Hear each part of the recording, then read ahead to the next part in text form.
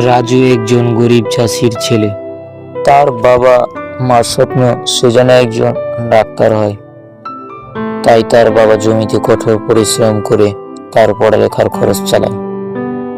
রাজু, তোকে ভালো রেজাল্ট করতে হবে যাতে তুই মানুষের মতো মানুষ হতে পারিস বাবা, সফলতা আনতে পারিস, নিজেকে প্রতিষ্ঠিত করতে পারিস রে বাবা। হ্যাঁ বাবা, তোকে নিয়ে আমাদের অনেক স্বপ্ন, তুই আমাদের সেই স্বপ্নটাকে সত্যি করিস।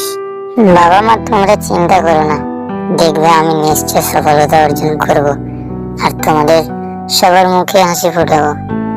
এ বলে রাজু শহরের উদ্দেশ্যে রওনা হয়। পড়ালেখার প্রতি তার বেশ আগ্রহ ছিল। তার একজন ঘনিষ্ঠ বন্ধু ছিল, তার নাম সাজু। কিরে সাজু, ভালো আছিস ভাই?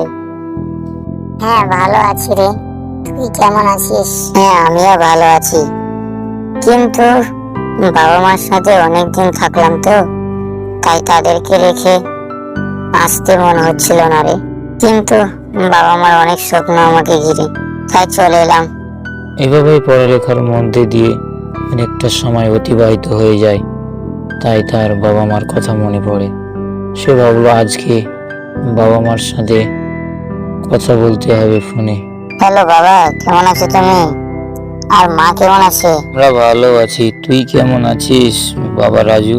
আমি ভালো, কিন্তু তোমাদের খুব মনে পড়ছিল, তাই ফোন দিলাম।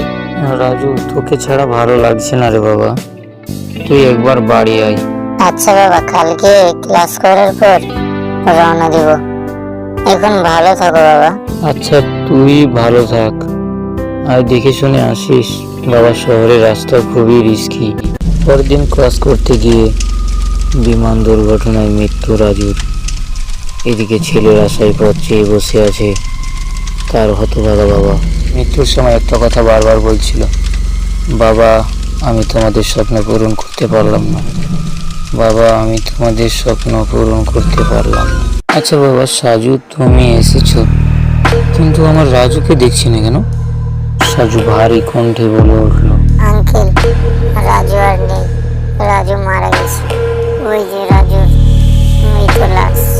আমাদের স্কুলে একটা বিমান দুর্ঘটনা হয়, আর সেখানে রাজু উড়ে মারা যায়। সব ঘটনায় খুলে বলল রাজুর বাবা। সে সন্তানের লাশ দেখে চিৎকার করে উঠল। রাজুর শরীর আগুনে পুড়ে একেবারে ঝলসে গেছে। মৃতদেহটা পড়ে আছে তাদের সামনে।